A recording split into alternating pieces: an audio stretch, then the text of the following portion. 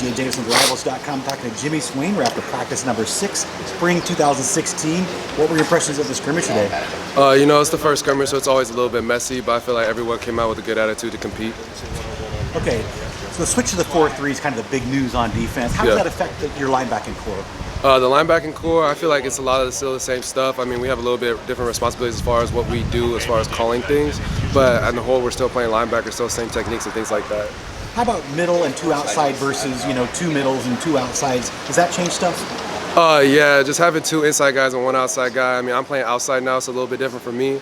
But as far as the inside goes, it allows them to be more aggressive because we have more of a D-line type at the rush position instead of just having, 2 outside guys and 2 inside guys. What young linebackers have caught your eye this spring?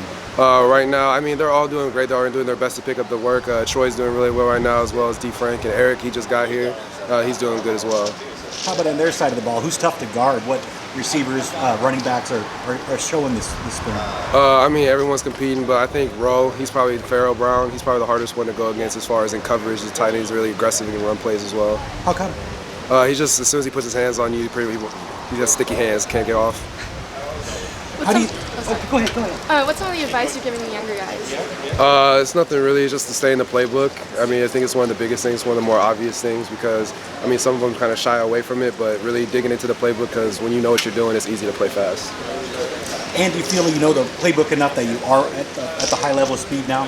Yeah, I mean, it's all new, so some of it's still, they're still putting new stuff in, but as far as everything that we have right now, I feel pretty solid on it, yeah. How do you like having DP back as your position coach? I mean, he was always our position coach. He's always there. He just had a little bit more responsibility as a D coordinator, but now having him back full time, I think it's great. I feel like there's a lot more attention given to us and our technique, and he's a lot harder on us, which I think is great. I mean, I appreciate it. How about Coach Hoke? What's your evaluation after what you've seen with Coach Hoke? I love Coach Hoke. He's really aggressive, very loud, and very verbal, and he's very clear on everything that he wants from us and what he expects when he's evaluating us. So I just really appreciate that in coaching.